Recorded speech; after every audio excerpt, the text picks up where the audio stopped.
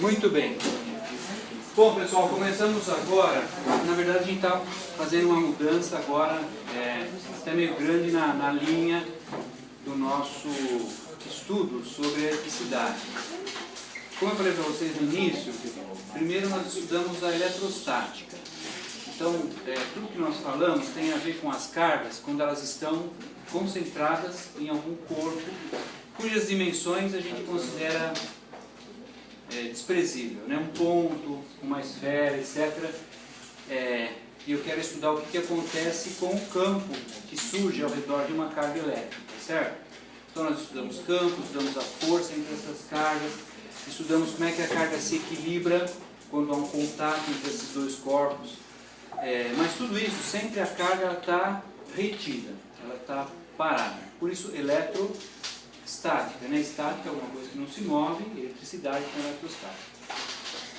Agora, se nesse corpo que está carregado eu colocar um condutor, um fio, falando bem simplesmente, o que vai acontecer com essa carga elétrica dentro desse corpo, pessoal? Essa carga elétrica vai fluir pelo cabo, não é verdade? É o que está acontecendo agora aqui, ó. Em algum lugar está sendo gerada uma corrente e ela com uma tensão e ela não está parada, está fluindo. Tanto que a gente tem as luzes acesas, projetor, né? Tudo isso está acontecendo por quê? Porque a corrente está fluindo. Então, a gente está analisando aí a corrente elétrica de um ponto de vista de movimentação.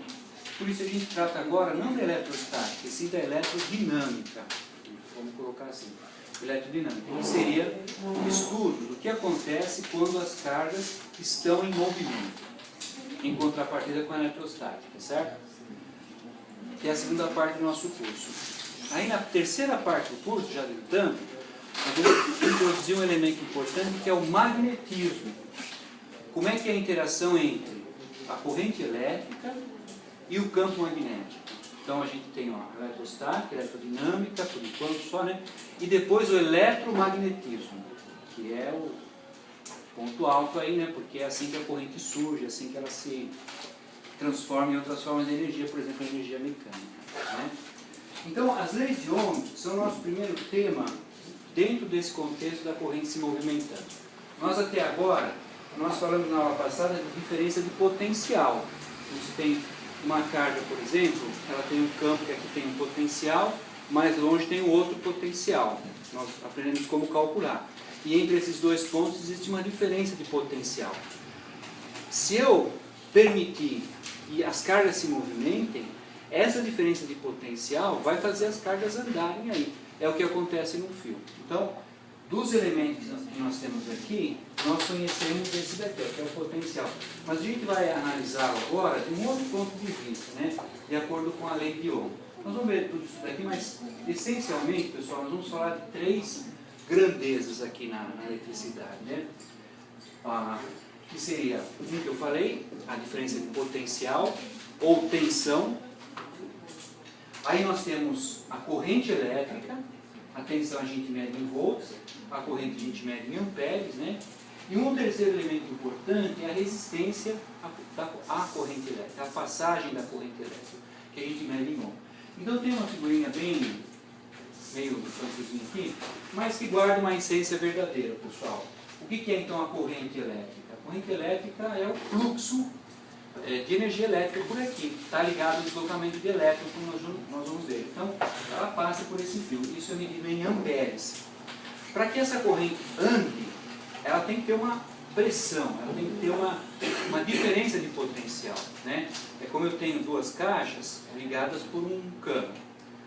Se as duas estiverem no mesmo nível, qual é o fluxo de água nesse cano que está ligando as duas caixas?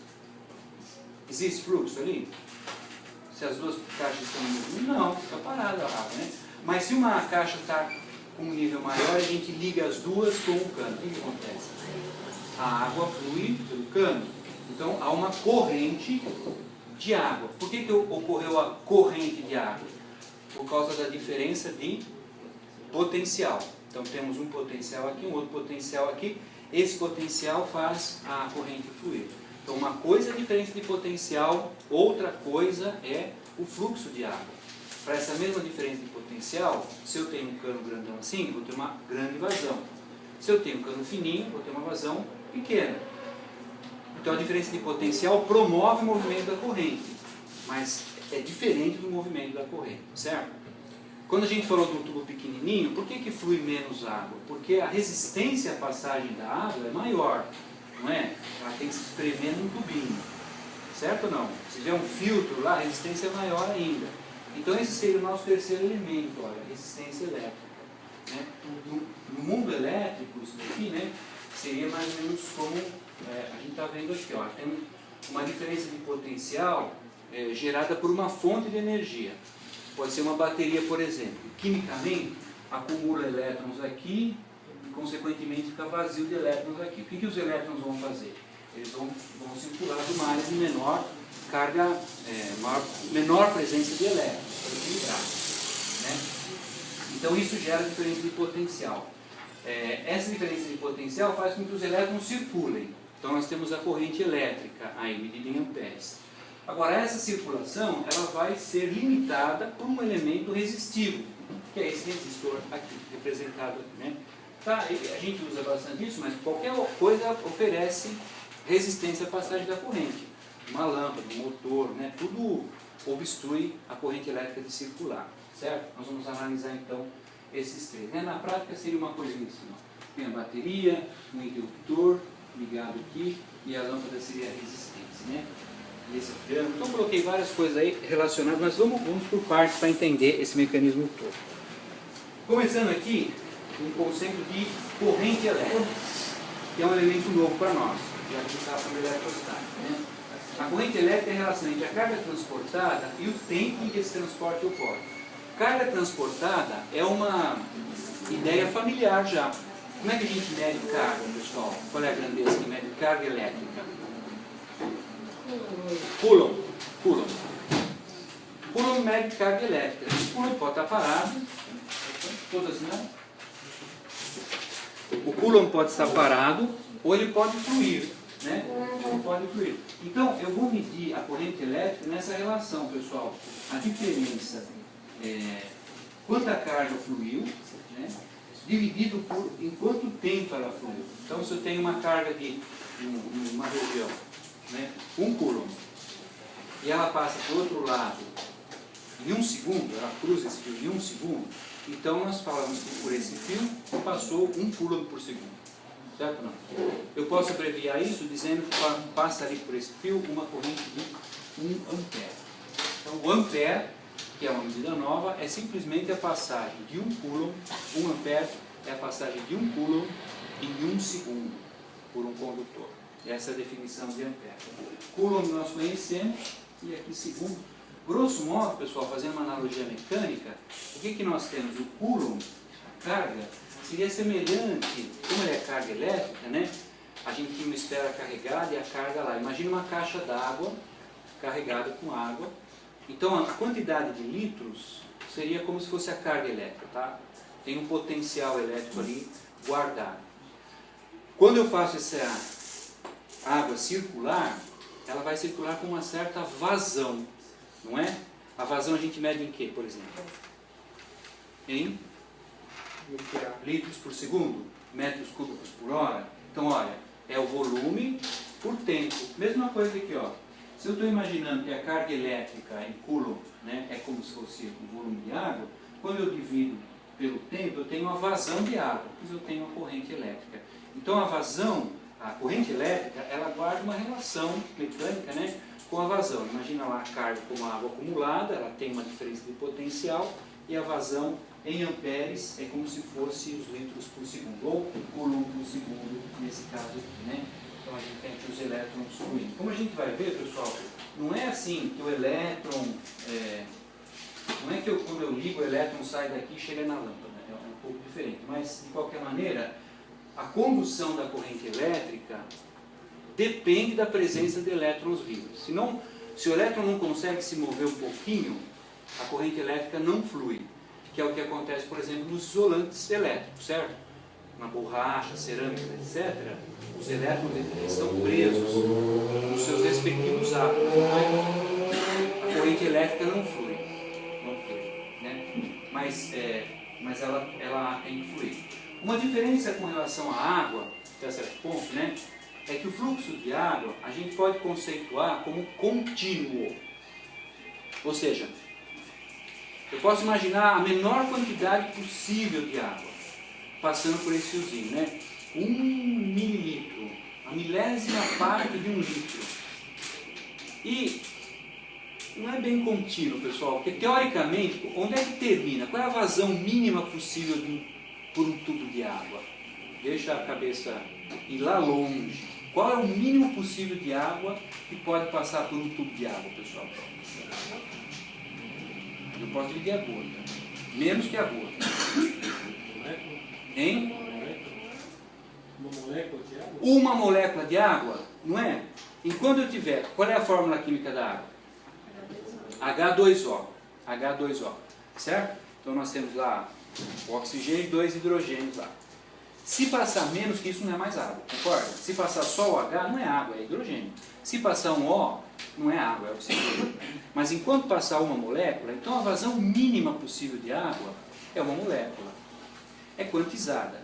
Do mesmo jeito, na eletricidade, pessoal, a menor carga possível que pode ser transportada é a carga de um elétron. Lembra que a gente falou que a energia elétrica é quantizada? Não pode ter uma corrente elétrica, uma carga elétrica menor do que a carga de um elétron, porque não tem metade de elétron. Na verdade tem o quarto, né? Mas ele não vive sozinho. O quarto está sempre junto e forma outras partículas. Então, a única subpartícula livre é o elétron. O que consegue se movimentar é o elétron. Então, a menor carga possível é a carga de um elétron. Vocês lembram que vale 1,6 vezes 10 a menos 19 coulombs, certo? Não é importante decorar isso, mas... Então, a corrente elétrica que passa por um fio é o número de elétrons que passou vezes a carga de cada elétron. Isso é uma coisa que a gente já tinha visto de fato, né? Então, se eu perguntar assim, né? A quantidade de elétrons que passa por um condutor durante 15 segundos é 2,5 vezes 10 a 20. Isso é a quantidade de elétrons. Sabendo que a carga do elétron é menos 1,6 vezes 10 a menos 19, qual é a corrente do fio em amperes? Entendeu? Então, pelo fio, está dado aqui a quantidade de elétrons. Um problema completamente teórico, né, pessoal? A gente não analisa assim quantos elétrons passam pelo fio. Mas só para afirmar o conceito. O que a gente viu? Que a carga que passou, que passa, né, é o número de elétrons vezes a carga do elétron. Posso considerar aqui um módulo, né? Isso já vai me dar a carga. Então, o que nós temos aqui? Nós temos uma variação de carga, uma passagem de carga de 2,5 vezes 10 a décima. Isso é a quantidade de elétron, é elétron pra caramba, né? Vezes a carga do elétron em módulo, que é 1,6 vezes 10 a menos 19. Então, nós temos uma passagem daqui de quanto aí, pessoal? Alguém está fácil aí? Ah, eu tenho aqui. Professor, 40. Fala. é o de digitação da carga do elétron assim? Menos 1,6 vezes 10 a menos 19 por 1. Mais ou menos. Não, menos 20, né? Elevado a 20. Ah, aqui é 20. Não, aqui é 20. 2,5 vezes 10 elevado a 20, tá certo? Era isso? É isso. Quando é essa conta, pessoal? Deve dar 40.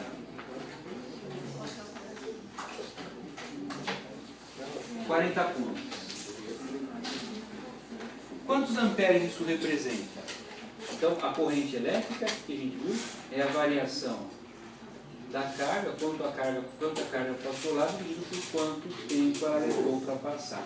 Para a corrente elétrica, a gente usa a letra I. Isso assim, vários, né? Então, nós temos 40. Oi. Tá. O I, o que o I representa? O I é a corrente elétrica, isso medida em ampere. Ampere é sinônimo de coulombs por segundo. Como dá para concluir aqui, né? Ó, coulombs por segundo. Certo? Então a gente tem 40 dividido por 5, que é aproximadamente 2,7. Então I é igual a 2,7 coulombs por segundo, que é a mesma coisa que ampere. Isso aí. É bom não esquecer, né, pessoal, que essa relação é válida, né? A gente não perder de vista que o ampere é a corrente circulando.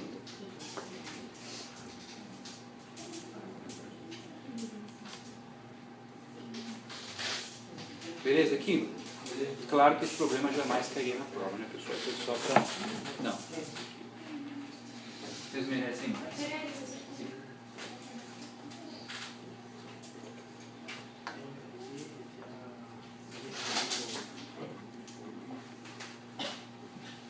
Professor, esse Ezinho aí representar a carga Elétrica, a carga do elétron. Carga elétrica do elétron. Delta aqui é carga. Hã? Delta aqui é carga. Delta aqui é a carga elétrica, que passou, né? A variação da carga. Tudo bem?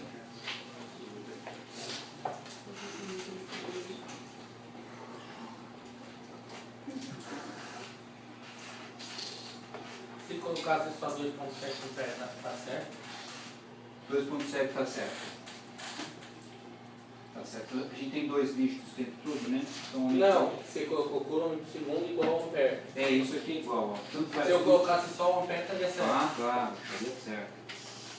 É mais visual, inclusive, né? Vou colocar assim, ó. Mais visual. A gente usa mais ampere do que o coulomb por segundo. Tudo bem?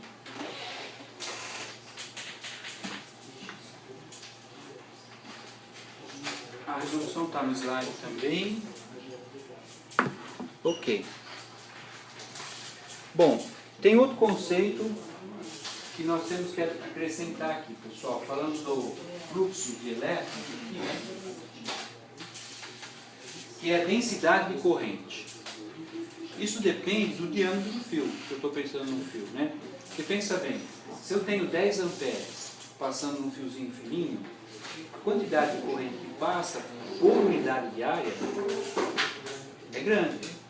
Agora, se eu tenho esses mesmos 10 amperes passando num cabo dessa grossura, o que acontece? Por unidade de área, nós vamos ter menos amperes passando. Deu para entender isso? Então, a densidade de área é a corrente que passa dividido pela área em metros quadrados do fio, né? Quando a gente fala de fio, geralmente o fio é redondo, né? Mas vale para qualquer seção. Pode ser uma seção retangular, uma barra condutora, né? Então eu vou ver quantos amperes está passando por aquela seção e vou dividir pela dimensão em metros quadrados da seção. Isso vai dar o que a gente chama então de densidade de corrente. Cuidado não confundir esse A com ampere, que é a de área. Ampere é corrente, que o símbolo é I, certo? Então a unidade de densidade de corrente é amperes por metro quadrado, né? Então tem aqui ampere por metro quadrado e a gente reserva o símbolo J. Está vendo aqui, pessoal? Os elétrons estão passando, eles passam por essa seção, então eu divido a corrente elétrica pela área do fio, eu tenho a densidade. Isso vai ser útil daqui a pouquinho. Ok. Vamos juntar outro tijolinho aí, para a gente chegar no final lá. A gente sempre relaciona, né, que a corrente elétrica ela é o movimento de elétrons no fio. Não deixa de ser verdade, pessoal, mas não é tão assim, ó. Eu estou aqui, né, tá? Ó, tem um elétron parado aqui que o interruptor abriu, né? Então, a corrente não está passando, certo? Quando eu ligo aqui, acende a luz. Será que o elétron que estava passando aqui, né, ele foi lá para a luz? Entenderam a pergunta? Claro que se o elétron não se movimenta, a corrente elétrica não anda. Mas não é um para um essa relação. Vou tentar mostrar aqui, ó. Essa figura é um pouquinho confusa, mas dá para entender. Veja, tem o elétron aqui em P1, certo? Se eu não fizesse nada, o elétron, pessoal, se não tem nada acontecendo lá, ele não fica parado. Vocês sabem que o elétron, ele é nem aquela nuvem de pernilonguinho, assim, né? Fica em volta, vibrando, tal. No material condutor, tem elétrons livres, eles ficam pulando de um átomo para o outro. Então é um movimento, uma velocidade altíssima lá.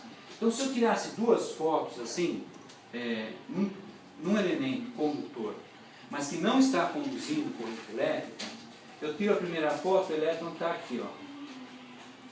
Eu tiro a segunda foto, digamos que ele está aqui, tá vendo? Ele andou esse pouquinho só aqui, mas foi incidental. Ele poderia vir um pouquinho para cá, um pouquinho para lá. Então eles ficam girando, mas dentro de um orbital, assim, ficam dentro de uma região mais ou menos próxima. Agora, se eu fizer atuar aqui uma diferença de potencial, quer dizer, se eu aplicar energia elétrica numa ponta desse condutor e tirar as mesmas duas fotos, eu vou perceber que na segunda foto, em vez de ele estar aqui, ó, ele estaria aqui, tá vendo? Vou fazer outra coisa. Ele estaria lá na frente. Então, aqui é sem campo elétrico, aqui é com campo elétrico. Então, houve uma movimentação aqui no móvel. Quanto que ele andou? Esse pedacinho aqui, né, esse ΔX, é igual à velocidade dele vezes a diferença de tempo. Isso vem lá da mecânica, né? O que é V é ΔX sobre ΔT. Então, o que ele andou é o ΔX, é igual a V vezes ΔT. Esse V aqui, pessoal, é chamado de velocidade de arraste. Velocidade de arraste. Então, o que é velocidade de arraste?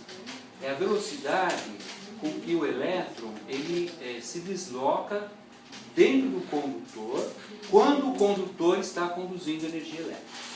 Isso é velocidade de arraste, certo? Isso não é nem de perto a velocidade da corrente elétrica, pessoal. A corrente elétrica, vocês lembram, ela é uma onda eletromagnética, certo? No vácuo, a corrente elétrica ela tem a velocidade da luz, ela é da mesma família da luz, 300.000 km por segundo, certo?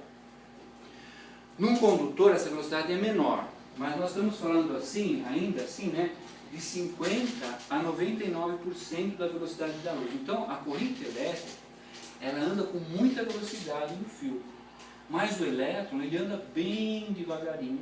Ele anda, mas ele anda bem devagarinho. A velocidade de arrasto é muito menor. Vamos calcular essa velocidade de arrasto. Sim. Antes de mudar, você me explica de novo esse slide? Você sabe assim, ó, essa linha toda emaranhada aqui é a trajetória aleatória que um elétron percorre na vida normal dele. O elétron não é parado. Com exceção daqueles elétrons que estão bem pertinho do núcleo, eles ficam ali em volta circulando. Agora o elétron de fora, ele dá uma volta aqui, ele escapa, aí ele vai para o outro átomo, fica lá, aí ele escapa, aí vai para o outro, ele escapa. Então, ele tem um comportamento errático, assim, vai para lá, vai para cá, vai para lá. Mas, se não tem nada atuando, ele fica mais ou menos na mesma região. P1 e P2 é sem atuação de uma energia elétrica. Quando eu aplico energia, ele continua se movimentando, mas é como se eu tivesse um monte de mosquitinhos aqui, eles estão na mesma região, mas estão aqui, né? Aí eu sopro, o que acontece? Eles continuam emaranhados, mas eles vão um pouquinho mais para frente, entendeu? O meu sopro passa à frente deles, então a corrente elétrica, ela vai lá para frente, mas os mosquitinhos são arrastados um pouquinho lá para frente, certo? Deu para ver? Essa figura Então aqui. isso aí é com e sem influência do campo elétrico. Com a influência do campo elétrico, ele vem daqui para cá. Sem a influência do campo elétrico, ele vem daqui para cá. Né? Agora veja, pessoal, eu quero salientar o seguinte: Faz a mesma trajetória, só que empurra ele. Um deslocamento maior daí. Isso, é. Agora, vamos interpretar. Falando assim, dá a impressão que o elétron, ele é meio que arrastado por um vento, né? Mas não, aí a analogia fica falha. Na verdade, a energia elétrica, ela só passou porque o elétron que recebeu a energia empurrou o outro elétron. Né? Vamos fazer uma comparação assim, pessoal.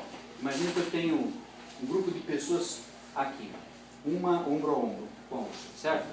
Aí eu dou um empurrão nessa pessoa. O que acontece com a outra, com a outra, com a outra, com a outra? Cada uma recebe um empurrão, não é verdade? E a última anda um pouquinho, essa daqui talvez anda um pouquinho. Mas essa, enquanto ela andou um pouquinho, o meu empurrão já chegou lá na frente, não chegou? Entende a diferença entre a onda de energia e o movimento do elétron? Então esse recebe energia, ele bate no outro. Esse empurra o outro, esse empurra o outro, esse empurra o outro. Então cada um andou um pouquinho. Mas enquanto eu estava andando e bateu nesse, a energia já bateu na fila inteira e está lá na frente. Deu para entender como é que é o negócio? Se não houvessem pessoas aqui, se eu tivesse uma pessoa paradinha aqui, sozinha, fixa no lugar, eu empurraria, o que acontece com a energia? Morre ali, morre ali. Mas como as pessoas estão próximas, elas têm mobilidade, então quando eu empurro a fila inteira. Aqui também, o elétron é assim, eles estão andando, estão em choque. Se eu bato em um, quer dizer, se eu forneço energia para um, ele colide com o outro, colide com o outro, então ele anda um pouquinho, mas a energia vai lá, certo? Tipo aquele pêndulo de Newton, vocês já viram? Aquelas bolinhas que ficam amarradas com um fiozinho assim, a gente solta a primeira bolinha, ela bate e ela nem se move, mas a bolinha lá na frente anda para cima, né? Então é mais ou menos isso que acontece na passagem da corrente elétrica. Vamos ver como é que a gente pode calcular essa... É possível calcular essa velocidade de arraste, com o que a gente já sabe. Vejamos, olha. A gente precisa, para que a corrente elétrica passe, a gente precisa de elétrons livres. Então, digamos que eu consigo, né, é possível saber, nos materiais, mais ou menos, quantos elétrons estão livres por metro cúbico do material. É grande, né? O metro cúbico é muito grande, é uma questão de unidade, mas se eu pegar uma porção desse material, quantos elétrons livres estão lá? Esse é o nosso número N. Já vou explicar para que ele serve lá. Muito bem. Isso a gente já sabe, a carga elétrica do elétron em módulo, né? A carga real é menos, mas vamos conceituar aí, módulo, tudo bem. Agora, pensa que isso aqui é um fio, pessoal. A seção de um fio. E eu vou pegar um comprimento qualquer desse fio, certo? Então eu cortei, né? Cortei, tem um pedaço assim, ele é redondo, tem um pedaço aqui. Vocês concordam que ele tem um volume de material aqui? Volume V? Como é que eu calculo esse volume? É a área da seção vezes o comprimento, a área da base vezes a altura, certo? Tá aqui. Então, o volume do trecho L é a área do fio, seção transversal do fio, vezes o comprimento. Isso dá a área do fio. Então, tem três coisas aqui. O número de elétrons livres por metro cúbico, a carga do elétron, e o volume de fio que a gente tem nesse pedacinho. É para chegar naquela fórmula lá que a gente está raciocinando. Aqui nós já vimos, né? A carga elétrica dos elétrons livres é constante. Então, se eu pegar todos os elétrons livres aqui que eu tenho por metro cúbico, né, e multiplicar pelo número de metros cúbicos que tem dentro desse fio aqui, pela carga do elétron, eu tenho quanta carga livre tem aqui dentro. Entendeu esse raciocínio? Eu tenho a quantidade de elétrons por metro cúbico. Vamos supor, num exemplo bem absurdo, que eu tenha 10 elétrons livres por metro cúbico. Eu tenho 2 metros cúbicos. Quantos elétrons livres eu tenho? O técnico está funcionando? Vamos voltar. Quantidade de elétrons Olha lá. por metro cúbico. Vamos imaginar no exemplo A metragem cúbica dessa área. Exatamente. Dessa seção. Isso. Assim, é um vezes o outro. Um vezes o outro, não é? Olha só, eu tenho um material que eu tenho, o exemplo é absurdo, mas vamos supor que eu tenho um material, em cada metro cúbico desse material, eu tenho 20 elétrons livres. Se eu tiver 2 metros cúbicos desse material, quantos elétrons livres eu tenho? Se cada elétron tem 1,6 blá blá blá coulomb, não é só multiplicar o 40 por esse 1,6, eu tenho quanta carga livre eu tenho potencialmente nesse material. É claro que nenhum fio tem 1 metro cúbico, pessoal, é só uma comparação, mas é válido, né? Tá bom, então vamos continuar o raciocínio. Lembra que a gente falou que a velocidade é ΔX sobre ΔT, velocidade da mecânica. O que é o ΔX aqui para nós? É o L. Quanto mede daqui para cá o trecho que eu estou estudando. Isso é o ΔX. E o ΔT é quanto tempo a partícula leva para sair daqui e passar aqui. Então, se eu dividir esse trecho L pelo tempo, eu vou ter a velocidade da partícula. Que, no final das contas, é o que me interessa, a velocidade de arrasto. É esse V que eu quero aqui, ó, velocidade de errada, certo? Aí vamos misturar as fórmulas agora, para a gente chegar onde a gente quer. Então eu vou só isolar o L aqui, ó, eu passei esse T para cá, tá vendo? Isolamos o L, então ficou assim. L é igual a velocidade de arraste vezes o tempo. Beleza. Vamos pegar essa fórmula que a gente acabou de falar dela agora, que a quantidade de carga livre é igual ao número de elétrons livres vezes o volume vezes a carga do elétron. Está aqui. E vamos pegar a fórmula que a gente falou logo antes, que a corrente elétrica é a carga dividido pelo tempo. Agora vamos fazer as trocas. O que é o Q mesmo? Ó? Q, N vezes V vezes Z, certo? Então eu tirei o Q, ó, e coloquei aqui no lugar do Q o N vezes V vezes Z. Tá bom? O T deixamos aqui. Agora outra mudancinha. O volume de material condutor é a área vezes o comprimento. Então eu tirei volume aqui e coloquei área vezes o comprimento. Beleza.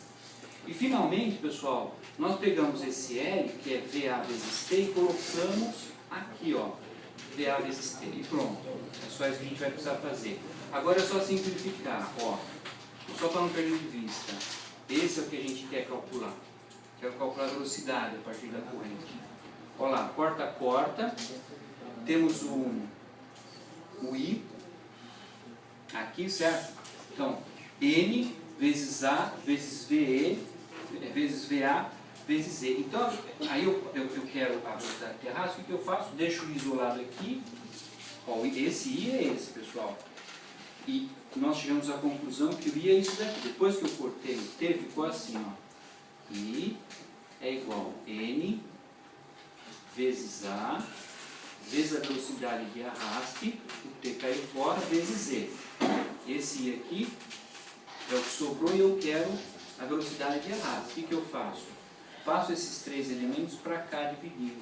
Então pronto, ó. Velocidade de arraste é igual a corrente que passa dividido pelo número de elétrons livres por metro cúbico, dividido pela seção transversal do fio, dividido pela carga do elétron. Essa é a fórmula que a gente usa para calcular qual é a velocidade do elétron. Vamos fazer uma aplicação numérica? Vamos anotar ela aqui, ó.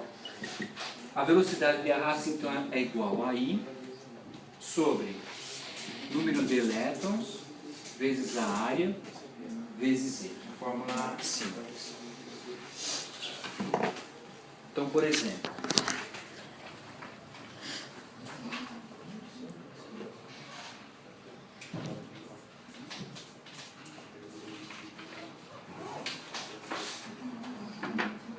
um fio de cobre, um diâmetro de 1,02 milímetros, que seria um fio 18, né, a WG18, nova americana.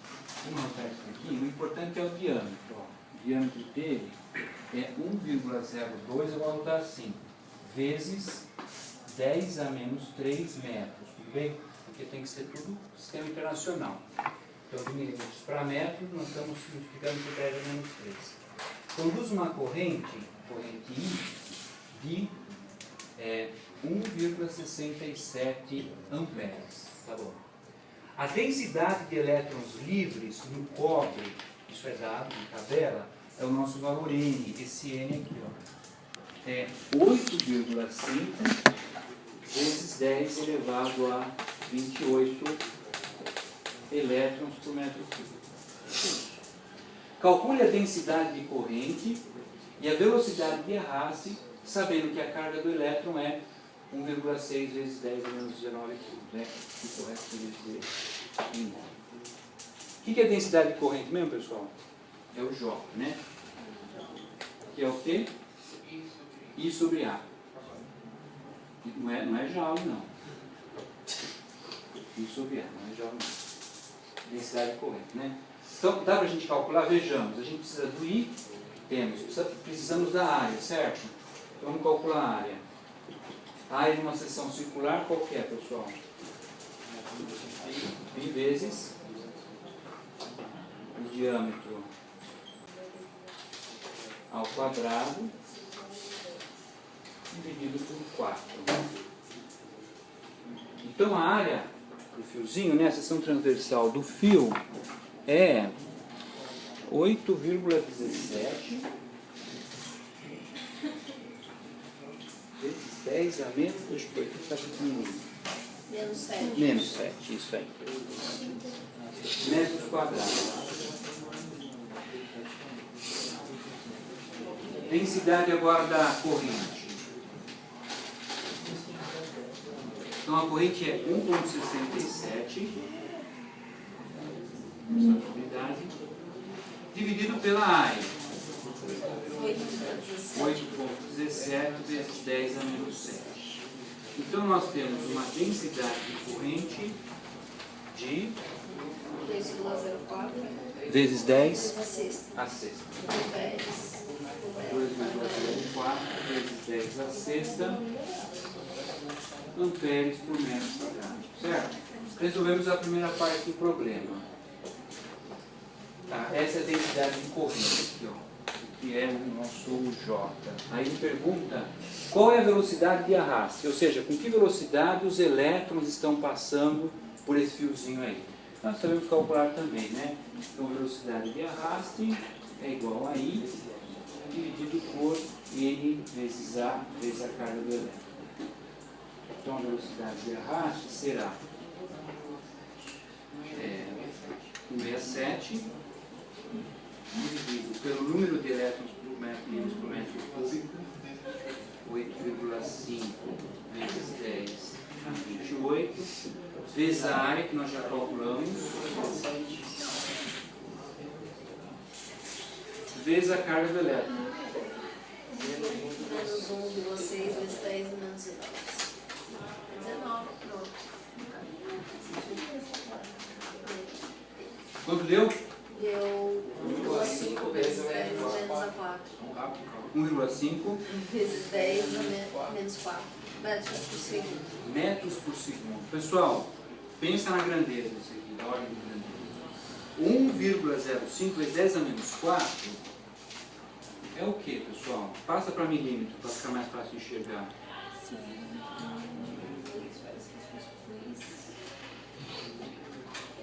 Como é que dá isso aqui em milímetros? Se fosse 10 a menos 3, seria 1 milímetro. 10 a menos 4 é 0,1 milímetro. Então seria 0,15 milímetros por segundo, pessoal. Vocês imaginaram que o elétron era tão lerdo assim? Pensa, é 1/10 de milímetro por segundo. Quer dizer, em cada segundo ele anda 1/10 de milímetro. Né? Se eu multiplicar por um pouco mais, se eu multiplicar por 60, isso aí, então 60 vai ser 9 milímetros. Ele vai andar em 1 minuto. 9 milímetros em 1 minuto. É super lento. O elétron anda devagarinho. Só para a gente complementar, né?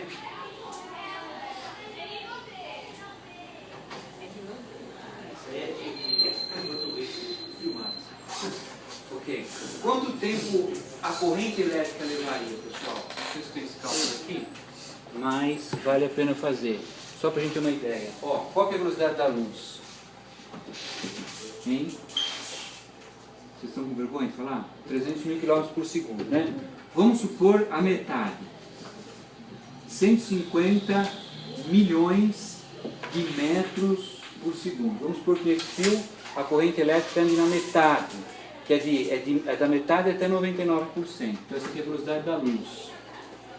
V é igual a ΔX sobre ΔT. A minha pergunta é, quanto tempo leva a corrente elétrica para sair daqui e chegar lá? Então ΔT. ΔT é igual a ΔX, quantos metros tem daqui, pessoal?